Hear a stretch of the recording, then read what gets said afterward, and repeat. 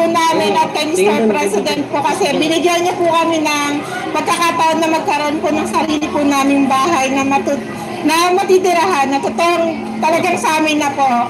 Kasi po dati, squatter lang po kami. Yung bahay po namin, tapal-tapal lang po. Pagka bumaha po, umaangat po yung mga basura, yung mga anak po namin nalalaglag po sa ilog. Yung po yung pinapangamba namin. Ngayon po, ligtas na po kami dito sa tinitirahan po namin. Maraming pong salamat, sir. Iwas na rin po kami sa mga aksidente tulad ng mga sunog. Safety na po kami dyan sa pabahay. Kahoy lang po kasi yung dati namin bahay. Tapos dikit-dikit lang, madali sa sunog, di ba? Kaya yung mga anak namin mahuhulog, nasusugatan, mapapakuan. Ngayon po kahit anong takbo nila, safe na. Kasi hindi namin na-expect talaga na yung ganito magkakaroon kami nung matagal na namin pinapangarap na bahay talaga. Po kasi nasa po kami yung ilalim po kasi namin basura. Tapos ilog, tapos puro Bumaha po, grabe. kahoy lang, tapos mga yung tapal-tapal yung dingding. Mr. President, maraming salamat po sa inyo sa binigyan niyo po kami ng chance na magkaroon po ng maayos na tirahan tsaka. Diba? Grabe pasasalamat, no? Kay BBM at baka sa mukha nila ang tuwa at saya, mga kababayan ko. Sobrang nakaka-proud na may presidente tayong mapagmahal, no? His Excellency Sobrang Ferdinand R. mapagmahal Marcos Jr. sa taong bayan, no? Grabe, nakakatuwa, sobrang nakaka-proud na may ganyan tayong presidente.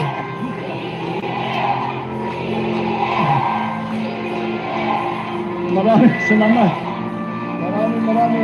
Maraming salamat sa ating Secretary ng Housing and Human Settlements and Urban Development na Secretary Jerry Apusan. Please umupo na. Galing! Alam niyo mga kababayan, parang bumalik si Apu Lakay sa kanyang katauhan. Mga kababayan, kung makikita natin sa kanya, para siyang sinaniban ni Apu Lakay, mga kababayan ko.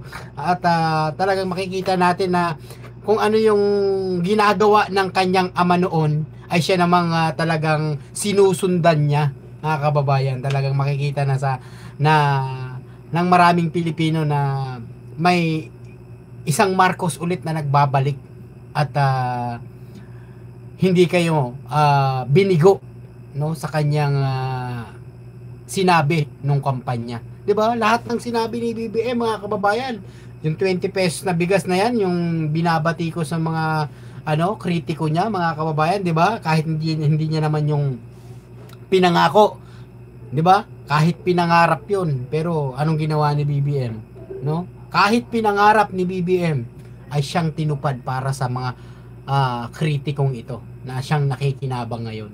'Di ba? Nakakatuwa, sobrang nakaka-proud na may presidente na mapagmahal sa bansa natin at sa bawat Pilipino. 'Di ba? Ma'am Lina at Ma'am Arjan, salamat po. 'Di ba?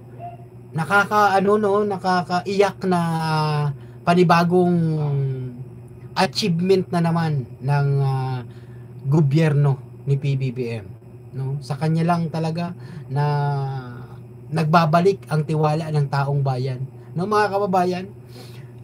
Tama nga yung sinabi ni BBM na kung nagkamali man tayo noon, no, siguro panahon na ngayon na itama na ito, 'di ba? Si BBM, alam naman natin, hindi pinipilit ang tao, kusa ang tao na babalik sa kanya, 'di ba? Sana wag naman nilang sayangin tulong na binigay ni PBBM. Baka naman gawin nila puhunan nila bahay, tapos sila ibalik sa lansangan. Kaya nga, may mga ganun sitwasyon.